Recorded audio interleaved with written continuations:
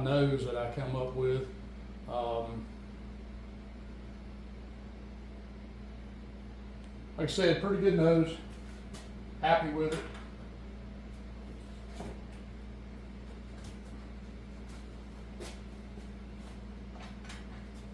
I'm going to do my best not to block y'all.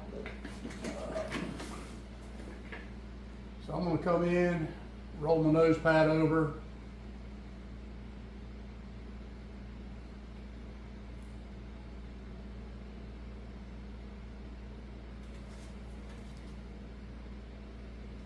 But what I want to do is I want to make sure my nose skin's in there. I don't necessarily have to be where I, want it right this second. I'm just moving things around.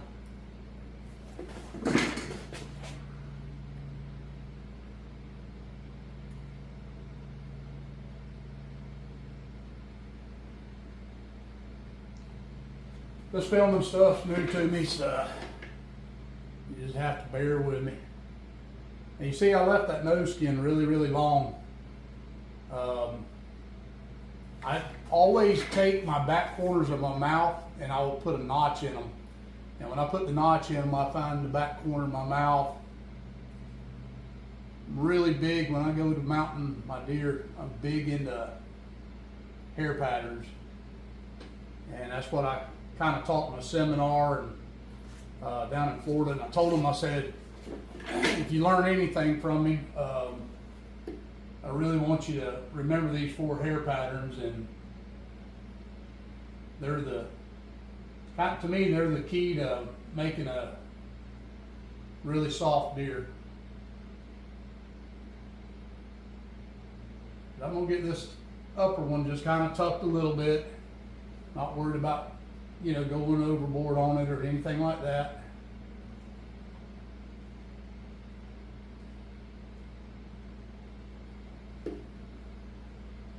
Alright.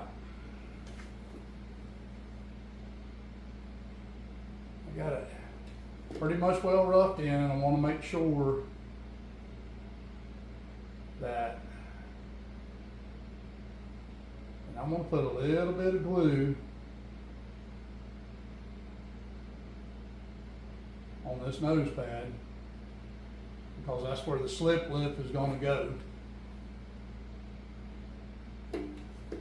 Want to make sure my, don't have any white showing, and this is where you can get yourself in trouble if you use too much clay on your nose pad. All right, here we go. Let's see if we can slip it in. And if I have it too tight, then I can always, and I'm going to have to probably on this one notch it out just a little bit, and that's all good. We didn't have the skin on there before, but what I'm going to do is just going to take a small piece of foam out.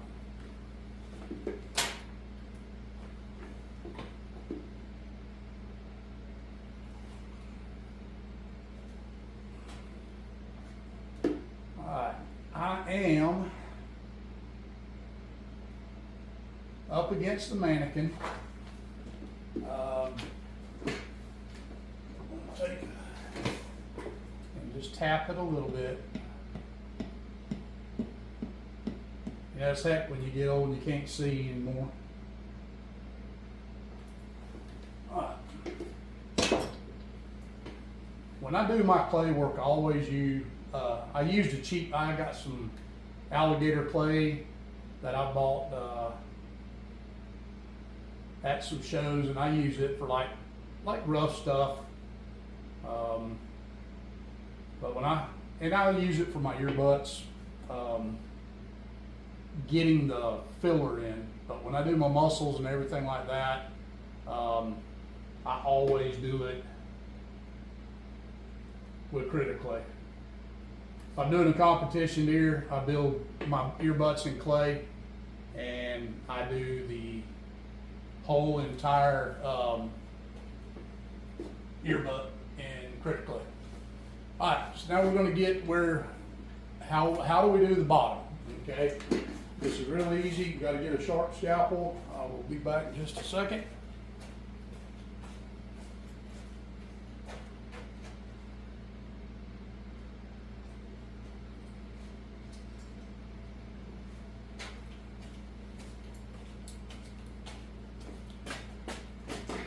I'll tell you right now, if you could somehow come up with a way to have a really sharp scalpel, you can make a lot of money.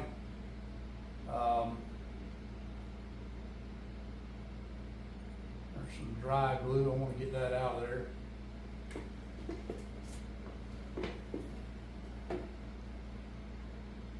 I'm just going to put me a little glue up in here.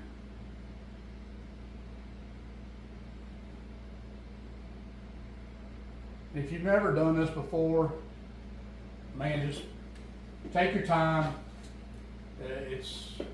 You have to do this with an open mouth. But what I do is I'm going to come up here and I'm going to make sure I got plenty of skin. And I'm going to find the center of this lip.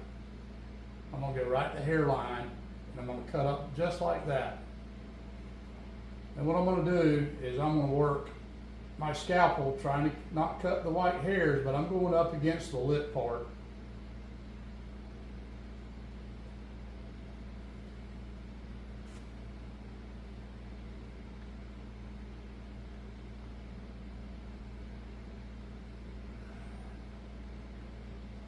Don't want to go too much. That's why I'm saying start in the center and then put it up there and see where the wings are.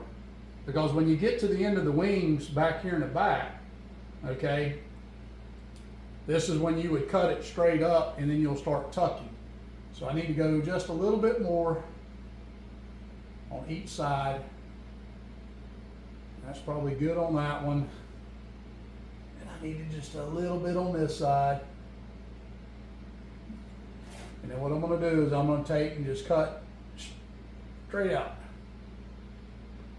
Straight out. Now, change the tool, drum tool.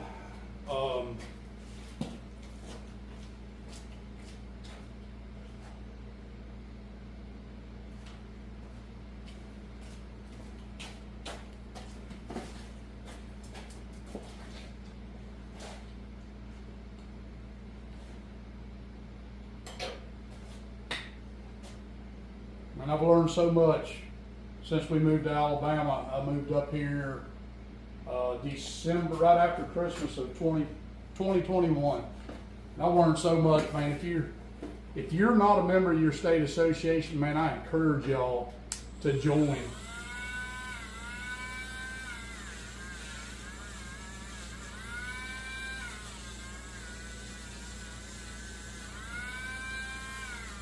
The people that you meet at the state shows, the seminars. I mean, I've learned so much from seminars and just talking to people.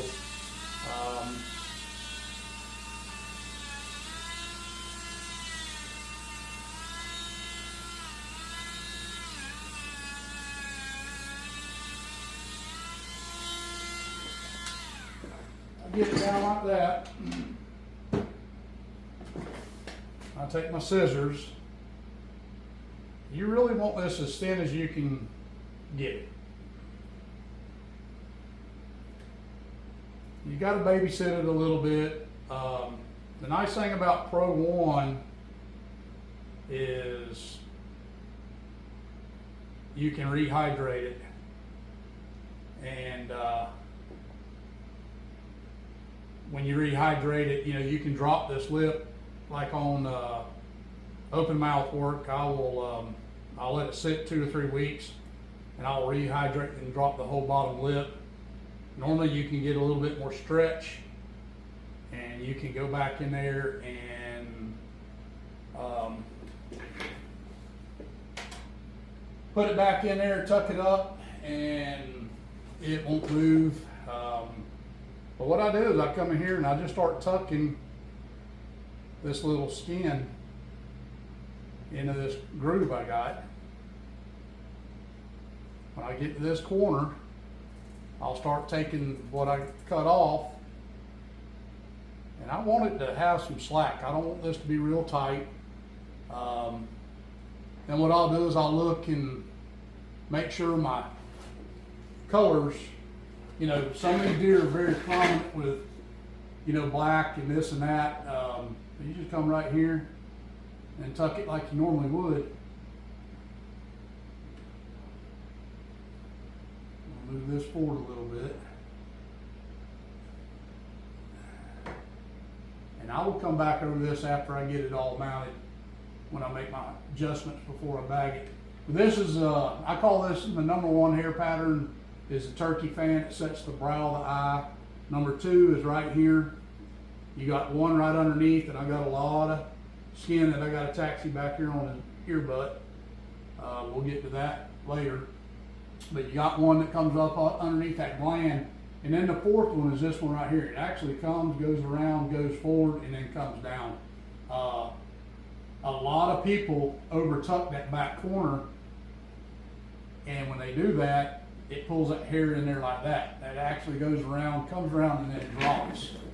So we'll do this side.